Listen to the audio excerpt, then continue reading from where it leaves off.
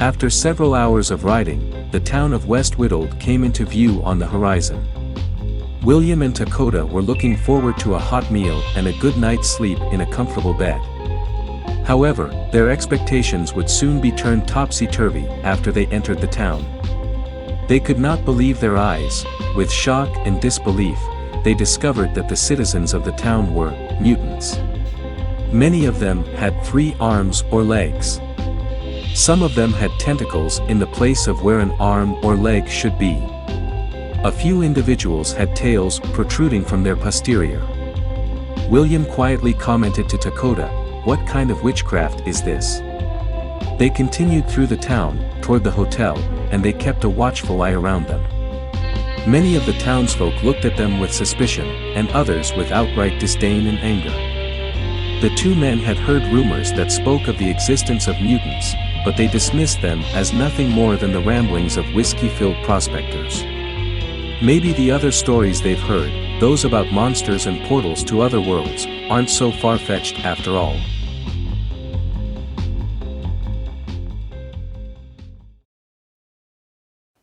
Good evening, and welcome to episode 1 of my campaign playthrough of Shadows of Brimstone.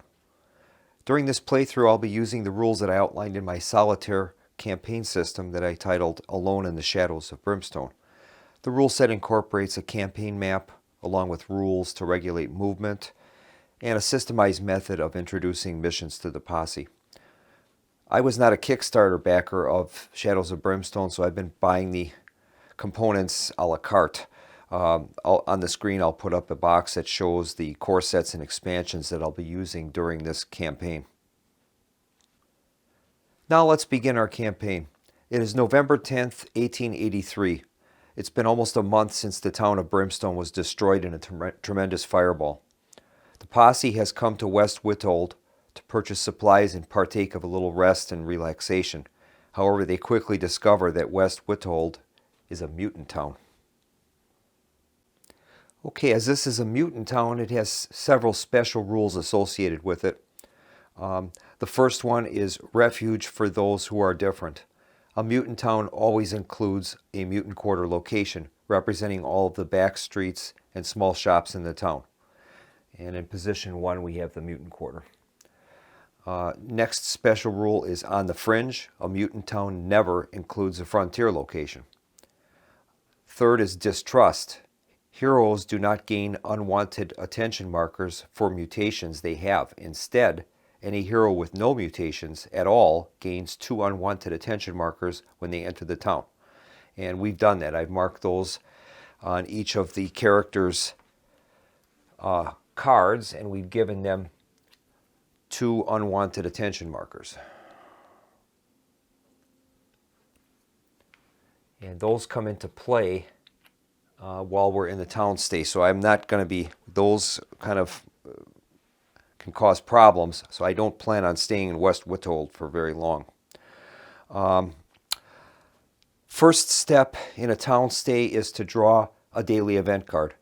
So we will do that. Okay. That's our first card, and I'm going to bring that up on the screen in a box, and then we'll read this.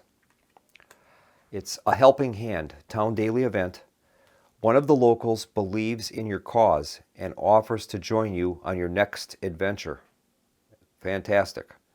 That is great. A random hero gains 1 henchman ally. Choose basic or advanced for free to use during the next adventure.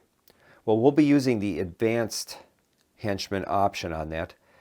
First, let's determine who the henchman is going to be controlled by.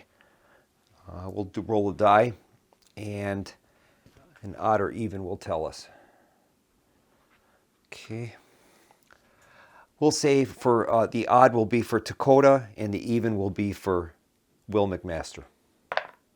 Okay, it's an even dice roll, so the henchman will be controlled by Will McMaster.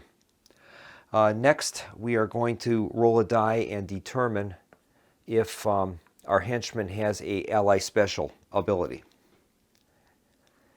And that on a roll of 5 or 6, we would have the random henchman ally specialty. And no, we do not. So he will be in control of a henchman. That'll be the model I'm going to use. Get you a shot on that. Okay, and that will come up in the next time we have an actual adventure location. Okay, now we have to decide on our lodging. The posse has a choice between staying at the hotel or the campsite. The campsite is free, but you can have some potential problems when staying there. The hotel costs $10 per person per day, but you're immune from any unfortunate events that could happen. So both of my heroes are going to stay at the hotel. I'll be deducting $10 from each of them. That will leave Will McMaster with $40 and Dakota with $65. Okay, the heroes have paid for their hotel stay. Next step is each of the heroes can visit a town location. Now, part of my new campaign rules features overland movement, and in order to remain in supply, we need to have rations. So I'll be explaining that more in the future, but for right now, I'm using these wooden cubes to denote their rations. Currently, right now, each hero has one ration that they have left over, so they'll need to purchase some additional ones. Each hero they interchange between each other as they are needed, but heroes are limited to be able to carry 6 rations each. Okay, Dakota is going to visit the general store. That's one of the places that you can buy rations at. And Will McMaster will visit the doctor's office, see if he can maybe purchase some bandages or some other type of equipment that would be helpful. Okay, to resolve their town location visits, we have to roll 2d6 and consult the location event chart for each location. We'll start with the general store, and that will be the chart for that. Hopefully we can see that. All right, and we'll roll 2d6. This will be for Dakota's visit in the general store.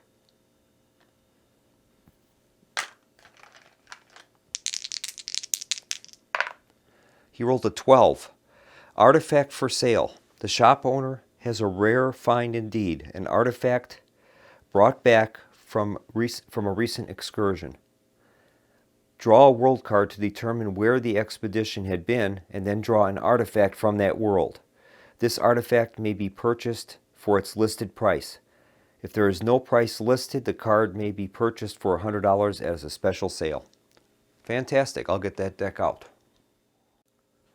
Okay, I've got our world deck. We're going to shuffle that up and draw a card, and that'll determine which world the artifact will be from. Okay, and we get the Swamps of Jargono. All right, let me get that artifact deck out. Okay, we will shuffle up our Jargono artifact deck and see what is available for purchase. Okay, we've got Darkstone Blade. Artifact, Jargono, Darkstone, hand weapon. Your combat hits are critical hits on rolls of 5 or 6 instead of only a 6. $475, and it's a one-handed weapon. So it's a little more than they're going to be able to afford at this time, but we'll leave that out on the table for the time being. All right, he's at the general store, and his job now is to purchase some rations for the posse.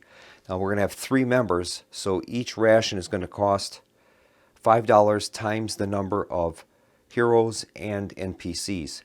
So each of those ration blocks will cost him $15 a piece. So he will probably buy, he has $65 available, so he'll be able to purchase at least 3, possibly 4. And I think that's what he'll do. He'll purchase 4, and that will be $60. There's 4. We'll add that to the one that he already has. giving him 5, and that should help to supply the posse for any overland movement. We don't want to stay in this town for too long because the unwanted attention could have some effects on us. All right, that leaves Dakota with $5 in cash. And now we'll move on to Will McMaster at the doctor's office. Okay, we'll roll 2d6 for the location event at the doctor's office. He rolls a 9. That's expert surgeon. The doc is an expert surgeon and is really on top of things today. And he's only had 1 or 2 drinks. All attempts at surgery made today are +1 to the roll on the chart. All right.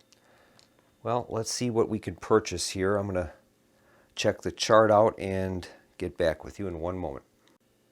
All right, I've checked the chart. The only thing that Will can really afford is the anti-venom injection for $10, but I think we'll pass on that. And one thing I forgot is we have to check for our unwanted attention in the town. I'm going to look up the rules for that and we'll make the rolls on that.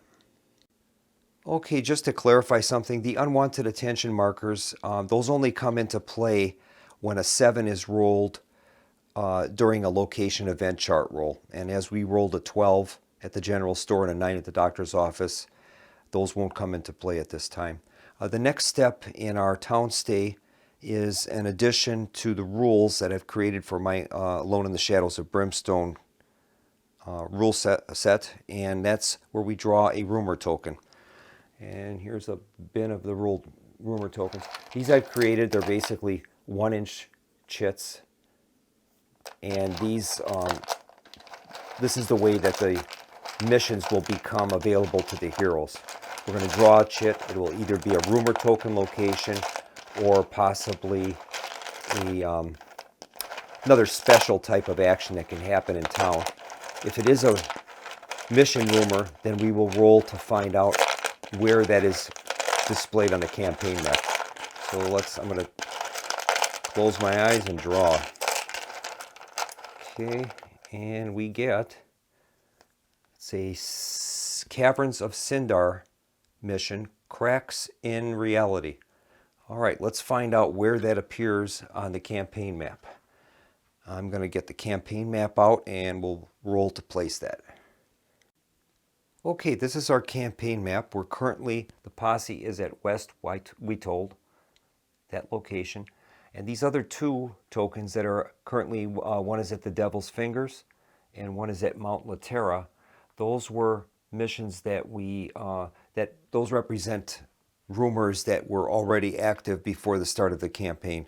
We've got a Hellfire Succubi mission at the Devil's Fingers called Deadly Dreams, and a basic mission for a few Darkstone more at the Mount Laterra location. And I'll explain how the movement on the campaign map works when it comes time for that.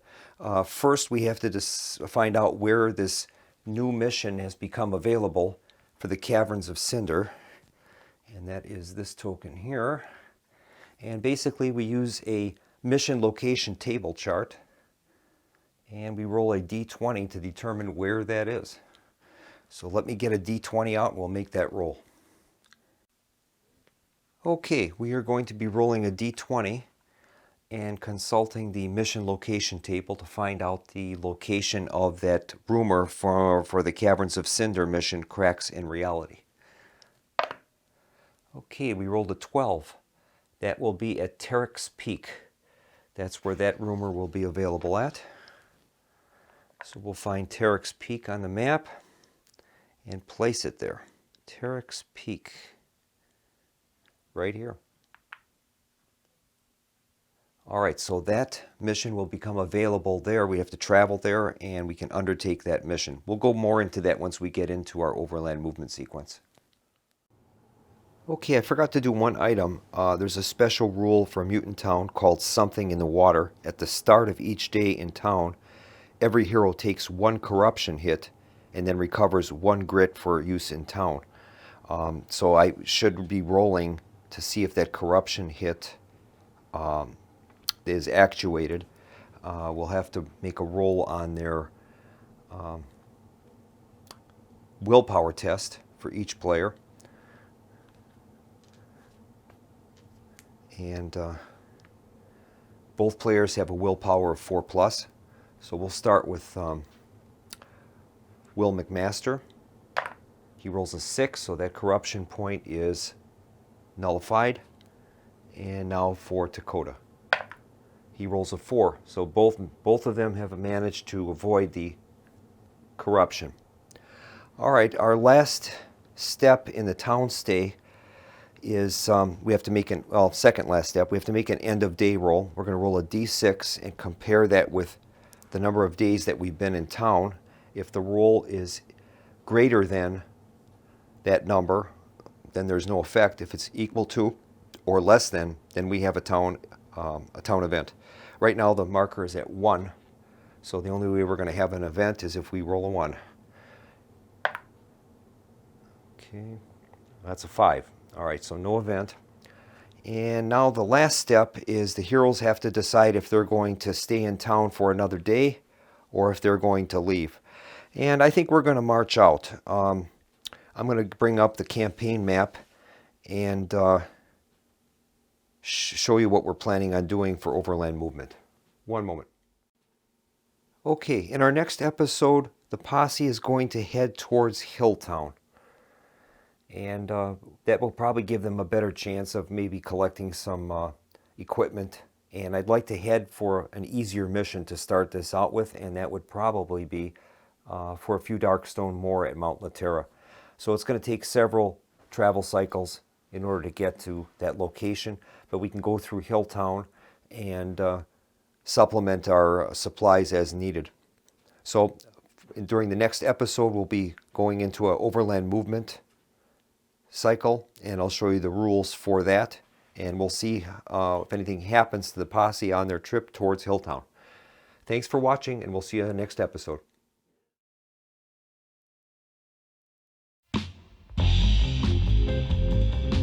The posse has managed to resupply themselves with travel rations, and they have decided to head for Hilltown. They have heard reports that the Scafford gang might be holed up in the Mount Laterra region, and they have decided to continue their search at that location. While in West Witold, William McMaster met an old acquaintance named Emerson Wheeler. Emerson has offered to help the posse in their pursuit of the Scafford gang, and he has agreed to accompany them to Hilltown and on to their search at Mount Laterra. Emerson is still bitter following his brother's death at the hands of the Scaffords, and he wants to be a part of seeing them brought to justice.